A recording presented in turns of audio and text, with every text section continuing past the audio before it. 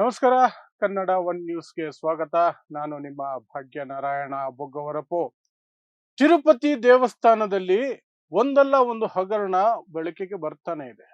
ಕಳೆದ 6 ತಿಂಗಳ ಹಿಂದೆ ಲಡ್ಡು, ಆ ಲಡ್ಡುವಿನಲ್ಲಿ ತುಪ್ಪದ ಬದಲಾಗಿ ನಕಲಿ ತುಪ್ಪನೋ, ಪ್ರಾಣಿಗಳ ಕೊಬ್ಬಿನ ಅಂಶ ಇರುವಂತಹ ತುಪ್ಪನೋ, ಎಂಥದ್ದು ಒಟ್ನಲ್ಲಿ ಕಲಬೆರಕೆ ತುಪ್ಪ ಹಾಕಿ ಭಕ್ತರಿಗೆ ಪ್ರಸಾದವಾಗಿ ಕೊಟ್ಟಿದ್ದಾರೆ ಅನ್ನುವಂತಹ ಒಂದು ದೊಡ್ಡ ಬೆಳವಣಿಗೆ ಆಗಿತ್ತು. ಅದರ ಕುರಿತು ತನಿಖೆಗಳಾದವು, ಲ್ಯಾಬ್ ರಿಪೋರ್ಟ್ಗಳು ಬಂದವು. ಆದರೆ ಯಾವಾಗ ಆ ವಿಚಾರ ಹೊರಗಡೆ ಬಂತು, ಚಂದ್ರಬಾಬು ನಾಯ್ಡು ಅದನ್ನು ಹೊರಗಿಟ್ರು, ಆಗ ಆದಷ್ಟು ಸದ್ದು ಆ ತೀರ್ಪುಗಳು ಬಂದಾಗ ಅಥವಾ ರಿಪೋರ್ಟ್ಗಳು ಬಂದಾಗ, ಫೈನಲ್ ವರ್ಡಿಕ್ಟ್ಗಳು ಬಂದಾಗ ಆಗ್ಲಿಲ್ಲ. ಅದು ಯಾಕೋ ಗೊತ್ತಿಲ್ಲ, ಯಾಕಂದ್ರೆ ಕಲಬೆರಕೆ ಅಂತ ಅದು ಪ್ರೂವ್ ಆಗೋಗಿತ್ತು, ಪ್ರೂವ್ ಆಗಿದೆ. ಸೊ ಅದೊಂದಾದ್ರೆ, ಈಗ ಹೊಸದಾಗಿ ಇನ್ನೊಂದು ತಿಮ್ಮಪ್ಪನಿಗೆ ಉಂಡೆ ನಾಮ ಹಚ್ಚಿರುವಂತಹ ಇನ್ನೊಂದು ಪ್ರಕರಣ ಬಂದಿದೆ. ತಿರುಪತಿಗೆ ಹೋದವರಿಗೆ ನಾಮ ಹಾಕೋದು ಒಂದು, ನಾಮವನ್ನ ದೇವರಿಗೆ ಹಾಕೋದಿದೆಯಲ್ಲ, ಇವರು ನಂಬಿರುವ ದೇವರಿಗೇನೆ ನಾಮ ಹಾಕೋದಿದೆಯಲ್ಲ, ಅದು ಸ್ಪೆಷಾಲಿಟಿ. ಅಂತಹದ್ದೊಂದು ಸ್ಪೆಷಾಲಿಟಿ ನಡೆದಿದೆ. ಈ ಬಾರಿ ಹಗರಣ ನಡೆದಿರುವಂತಹದ್ದು ಶಾಲುಗಳಲ್ಲಿ. ಗಣ್ಯ ವ್ಯಕ್ತಿಗಳು ಅಥವಾ ಒಂದಷ್ಟು ಎಕ್ಸ್ಟ್ರಾ ದುಡ್ಡು ಕೊಟ್ಟು ವಿಶೇಷ ಪೂಜೆಗಳನ್ನು ಮಾಡ್ತಾರಲ್ಲ, ಅವರಿಗೆ ಪೂಜಾರಿಗಳು ಒಂದು ಶಲ್ಯ ಅಥವಾ ಶಾಲನ್ನ ಹೊದಿಸ್ತಾರೆ. ಅದರಲ್ಲಿ ಅವ್ಯವಹಾರ ಅಂತೆ. ರೇಷ್ಮೆ ಶಾಲು ಅಂತ ಹೇಳಿ ಪಾಲಿಸ್ಟರ್ ಶಾಲುಗಳನ್ನ ಹೊದಿಸಿದ್ದಾರೆ.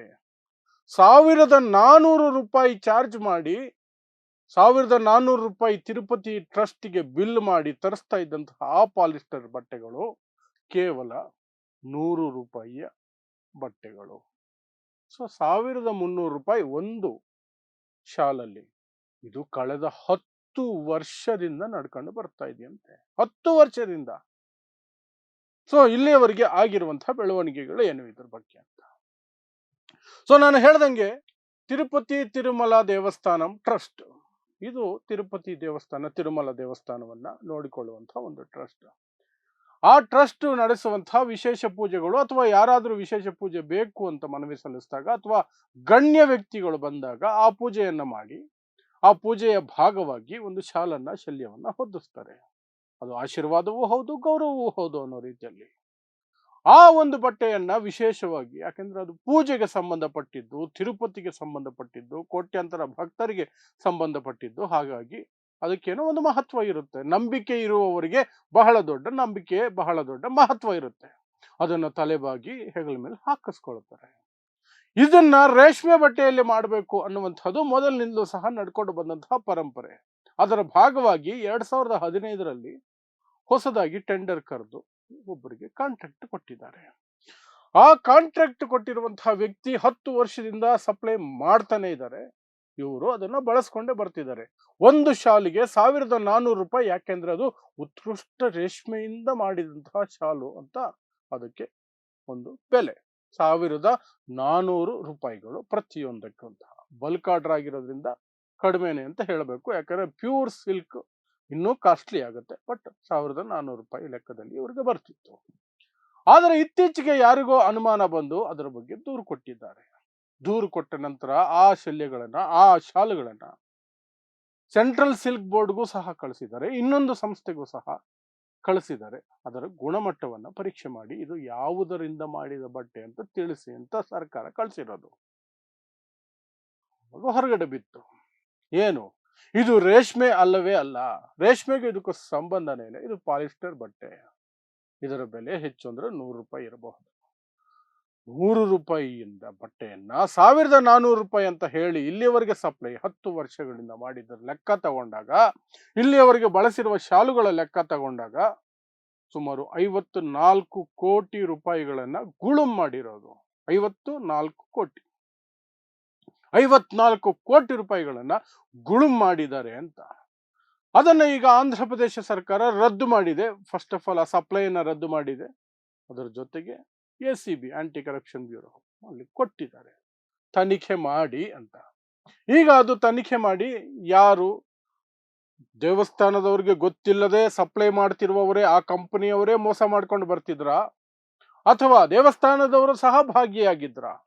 ಈ ಪೂಜಾರಿಗಳು, ಮುಖ್ಯಸ್ಥರು, ಮೇಲ್ವಿಚಾರಕರು ಯಾರು ಇರ್ತಾರಲ್ಲ, ಅವರು ಸಹ ಅದರಲ್ಲಿ ಭಾಗಿಯಾಗಿ 50-50 ಮಾಡಿಕೊಂಡು ತಿಮ್ಮಪ್ಪನಿಗೆ ದಿನ ಹೇಗೂ ನಾವು ನಾಮ ಹಾಕ್ತೀವಿ, ಈ ರೀತಿಯೂ ಸಹ ಹಾಕಬಹುದು ಅಂತ ಹಾಕಿದಾರ ಗೊತ್ತಿಲ್ಲ. ಅದು ತನಿಖೆಯಿಂದ ಹೊರಗಡೆ ಬರಬೇಕು.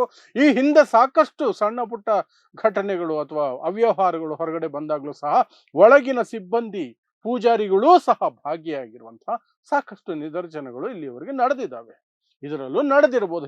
ಯಾಕೆಂದ್ರೆ ಆ ಒಂದು ಪೂಜಾರಿಗಳು ಅಥವಾ ಅಲ್ಲಿರುವಂತಹ ಪುರೋಹಿತರು, ಅಲ್ಲಿರುವಂತಹ ಮೇಲ್ವಿಚಾರಕರು, ಅಲ್ಲಿರುವಂತಹ ಇನ್ಯಾವುದೋ ಸಿಬ್ಬಂದಿ ಅವರ ಸಹಕಾರ ಇಲ್ಲದೆ 10 ವರ್ಷಗಳ ಕಾಲ ಒಂದು ನಕಲಿ ಬಟ್ಟೆ ಸಪ್ಲೈ ಆಗೋದಕ್ಕೆ ಸಾಧ್ಯನೇ ಇಲ್ಲ.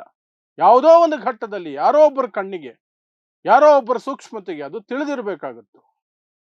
ಹಾಗೂ ಅದು 10 ವರ್ಷದಿಂದ ನಡ್ಕೊಂಡು ಬರ್ತಿದೆ ಅಂದ್ರೆ 100% ಇನ್ಸೈಡರ್ ಇರಲೇಬೇಕು. ಇನ್ಸೈಡರು ಇರಬೇಕು, ಕೆಲವು ರಾಜಕಾರಣಿಗಳು ಇರ್ಬೋದು, ಯಾರ್ಯಾರು ಇರಬಹುದು. ಒಟ್ಟಿನಲ್ಲಿ ಅಲ್ಲಿ ಎಲ್ಲರಿಗೂ ಗೊತ್ತಿದ್ದು ಅಡ್ಜಸ್ಟ್ಮೆಂಟ್ ಅಲ್ಲಿ ಹೋಗ್ತಿರುತ್ತೆ. ಆ ಅಡ್ಜಸ್ಟ್ಮೆಂಟ್ ಅಲ್ಲಿ ಯಾರ್ಯಾರು ಭಾಗಿ, ಏನು ಎತ್ತ, ಇದನ್ನ ಕಂಡುಹಿಡಿಬೇಕಾದಂಥದ್ದು ತನಿಖಾ ಸಂಸ್ಥೆಯ ಜವಾಬ್ದಾರಿ. ಸೊ ಈಗ ತಿಮ್ಮಪ್ಪನ ಹೆಸರಲ್ಲಿ ಇನ್ನೊಂದು ರೌಂಡ್ ಇನ್ವೆಸ್ಟಿಗೇಷನ್. ಆ ಲಾಡು ಕತೆ ಏನಾಯ್ತು ಅದನ್ನ ಯಾರಿಗೂ ಸ್ಪಷ್ಟವಾಗಿ ಹೇಳಲಿಲ್ಲ. ಲ್ಯಾಬ್ ರಿಪೋರ್ಟ್ಗಳ ಪ್ರಕಾರ ಅದರಲ್ಲಿ ಕಲಬೆರಕೆ ಇತ್ತು. ಏನೇನು ಕಲಬೆರಕೆ ಆಗಿತ್ತು? ಕೆಲವು ವರದಿಗಳು ಹೇಳ್ತವೆ ಪ್ರಾಣಿಯ ಕೊಬ್ಬು ಸಹ ಇತ್ತು ಅಂತ ವರದಿ ಬಂದಿದೆ ಅಂತ. ಬಟ್ ಸರ್ಕಾರ ಅದನ್ನ ಕನ್ಫರ್ಮ್ ಆಗಿ ಬಿಡುಗಡೆ ಮಾಡಿಲ್ಲ. ಇಂಥದ್ದೇ ಬಂತು ರಿಪೋರ್ಟ್ ಅಲ್ಲಿ ಅಂತ ಏನೋ ಕಣ್ಣೊರೆಸೋ ತಂತ್ರದ ರೀತಿಯಲ್ಲಿ ಮಾಡಿದ್ರು. ಫಸ್ಟ್ ಆಫ್ ಆಲ್ ಆ ಲಡ್ಡು ಪ್ರಕರಣವನ್ನ ಹೊರಗಡೆ ತಂದಿದ್ದೇ ಜಗನ್ಮೋಹನ್ ರೆಡ್ಡಿ ವಿರುದ್ಧ ಏನೋ ಒಂದು ದೊಡ್ಡ ಆರೋಪ ಮಾಡೋದಕ್ಕೆ ಅವಕಾಶ ಸಿಕ್ತು ಅಂತ ಚಂದ್ರಬಾಬು ನಾಯ್ಡು ಮಾಡಿದ್ದು. ಆ ನಂತರ ಅದು ಉದ್ದೇಶ ನೆರವೇರ್ತು ಅಂದ್ಕೊಂಡ್ರೋ ಏನೋ ಗೊತ್ತಿಲ್ಲ. ಆ ನಂತರ ಅದ್ರ ಬಗ್ಗೆ ಅಪ್ಡೇಟ್ ಕೊಡೋದನ್ನೇ ಬಿಟ್ರು. ಅದೇ ರೀತಿ ಇದನ್ನು ಸಹ ಆರಂಭದಲ್ಲಿ ಏನು ಹೊಸದರಲ್ಲಿ ಅಗಸ ಎತ್ತೆತ್ತಿ ಒಗಿತಾನೆ ಅಂದಂಗೆ ಆರಂಭದಲ್ಲಿ ಆರಂಭ ಶೂರತ್ವ ತೋರಿಸಿ ಇದನ್ನು ಸಹ ಹಾಗೆ ಒಳಗೊಳಗೆ ಮನ್ನಾ ಮಾಡಿ, ಮಾಫಿ ಮಾಡಿ, ಅಥವಾ ಇನ್ನೇನೋ ಮಾಡಿ, ಅಥವಾ ತನಿಖೆ ನಡೆದು ವರದಿ ಬಂದ್ರು ಅದ್ರ ಬಗ್ಗೆ ಹೊರ ಜಗತ್ತಿಗೆ ತಿಳಿಸ್ದೆ ಮುಚ್ಚಿಡ್ತಾರೋ ಏನೋ ಗೊತ್ತಿಲ್ಲ. ಯಾಕೆ ತಿರುಪತಿ ತಿರುಮಲ ದೇವಸ್ಥಾನದಲ್ಲಿ ಲಡ್ಡು ವಿಚಾರದಲ್ಲಾಗ್ಲಿ ಏನು ಸ್ಪಷ್ಟತೆಯನ್ನ ಕೊನೆಗೂ ಕೊಡ್ಲಿಲ್ಲ. ಈಗಲೂ ಕೊಡೋದು ಈ ಹಗರಣದಲ್ಲಿ ಸಹ ಕೊಡೋದು ಡೌಟು ಅಂತ ನಾನು ಹೇಳ್ತೀನಿ. ಮತ್ತೆ ಜನರಲ್ ಆಗಿ ಆ ಡೌಟ್ ಏನಕ್ಕೆ ಬರುತ್ತೆ ಅಂದ್ರೆ, ಈ ದೇಶದಲ್ಲಿ ತಪ್ಪು ಮಾಡಿದ್ರು ಸಹ ಶಿಕ್ಷೆಯ ಪ್ರಮಾಣವಾಗ್ಲಿ ಇನ್ನೇನೇ ಆಗ್ಲಿ ಅದಕ್ಕೂ ಸಹ ಜಾತಿಯನ್ನ ನೋಡ್ಲಾಗತ್ತೆ.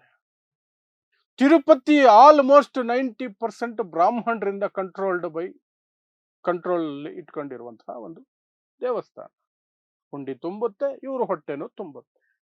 ಹಾಗಾಗಿ ಆರೋಪಗಳು ಬಂದರೂ ಸಹ ಮುಖ್ಯ ಸ್ಥಾನದಲ್ಲಿ ಬ್ರಾಹ್ಮಣರೇ ಇರ್ತಾರೆ. ಬ್ರಾಹ್ಮಣರಿದ್ದಾಗ ಅವರ ವಿಚಾರವನ್ನ, ಅವರ ಮೇಲೆ ಬರುವ ಆರೋಪಗಳು ಅಥವಾ ಅವರ ಅಪರಾಧಗಳನ್ನ ದೊಡ್ಡದಾಗಿ ಪ್ರಚಾರ ಮಾಡೋ ಮನಸ್ಥಿತಿಗಳಲ್ಲಿ ಈಗಿನ ಸರ್ಕಾರಗಳಾಗ್ಲಿ ಹಿಂದಿನ ಸರ್ಕಾರಗಳಾಗ್ಲಿ ಯಾವುದು ಇದ್ದಂಗೆ ನನಗೆ ಕಾಣ್ತಿಲ್ಲ. ಅಲ್ಲೂ ಜಾತಿ ನೋಡ್ತಾರೆ. ಬ್ರಾಹ್ಮಣರ ವಿಚಾರ ತಾನೇ, ಏನೋ ಒಳಗೊಳಗೆ ಶಿಕ್ಷೆ ಕೊಟ್ಟರು ಗೊತ್ತಾಗಬಾರ್ದು, ಉಗಿದ್ರು ಗೊತ್ತಾಗಬಾರ್ದು, ಒಳಗೊಳಗೆ ಮಾಡ್ತೀವಿ. ಇದಕ್ಕೆ ಹೇಳ್ತಾ ಇರೋದು ನಾನು. ಅನುಮಾನಗಳು ಕಾಡುತ್ತೆ.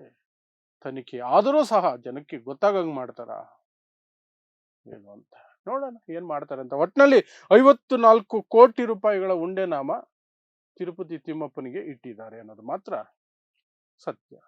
ಅದು ಫೈನಲ್ ಸತ್ಯ ಅಷ್ಟೇ. ಸೊ ನೋಡ್ತಾ ಇರಿ ಸಮಾಜಕ್ಕಾಗಿ ಕನ್ನಡ 1 ನ್ಯೂಸ್. ನಮಸ್ಕಾರ.